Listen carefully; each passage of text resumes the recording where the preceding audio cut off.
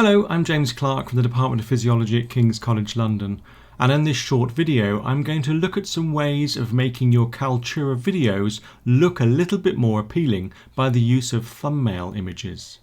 When you upload your video to Kaltura, it will automatically generate a thumbnail to represent that video. You can see some videos on the screen. Kaltura has automatically generated thumbnails that it thinks might represent this video. But the thumbnails it chooses are randomly selected from the timeline of your video and may not represent the content of your talk or your presentation. So in order to change these and perhaps add your own, you can go into the editing window of each video, and I'm going to choose this presentation here. And when you're in the edit window, there is a section called thumbnails. I can move across to where it says thumbnails here.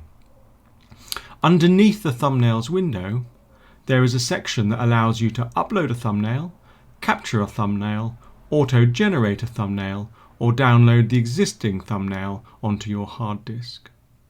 If you click on Auto-Generate, Kaltura will scan through your video and find a series of frames from the video timeline from which you can choose a thumbnail.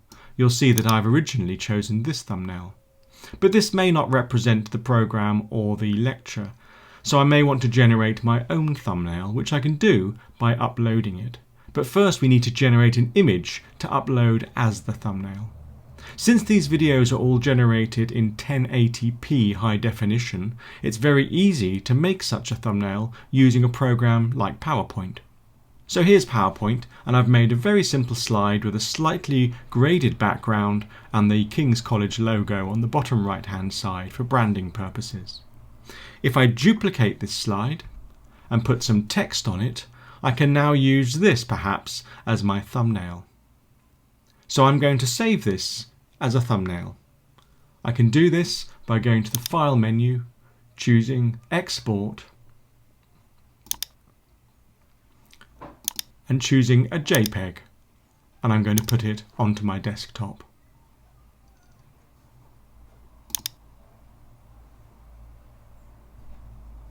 I can choose the resolution so that the height is 1080, and that makes sure it's the right resolution for a video.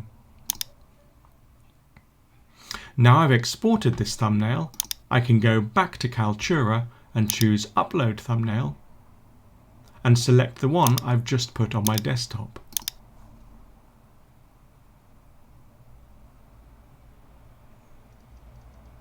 And there we are. I now have a really nice looking thumbnail to represent my video.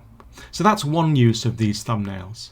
I'm going to show you another use of thumbnails now, which might be interesting. If you've used chapter markers in your timeline, as I have done here to indicate various time points within your lecture, you may also find that using thumbnails is a useful way of navigating.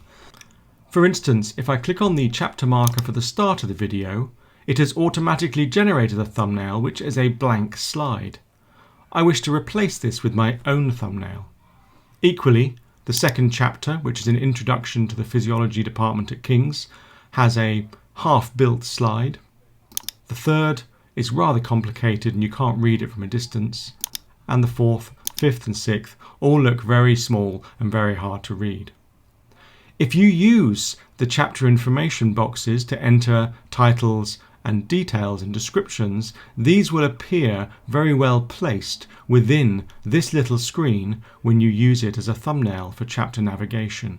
So let's replace these thumbnails with something a lot simpler.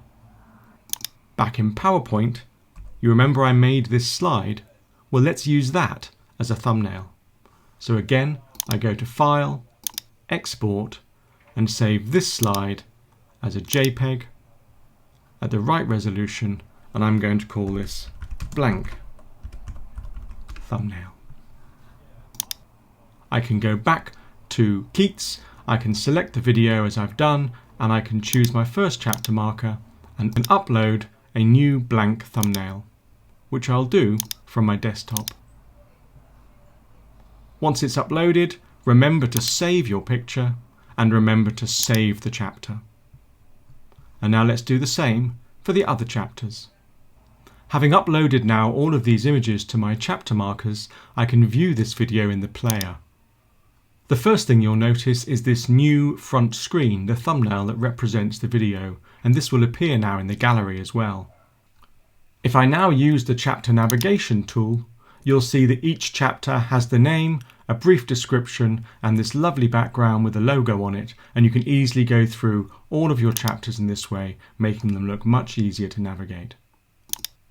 So that's a way of helping your Kaltura videos look a little bit easier to navigate, and to help your students navigate chapters, you can save thumbnails to make the navigation process easier.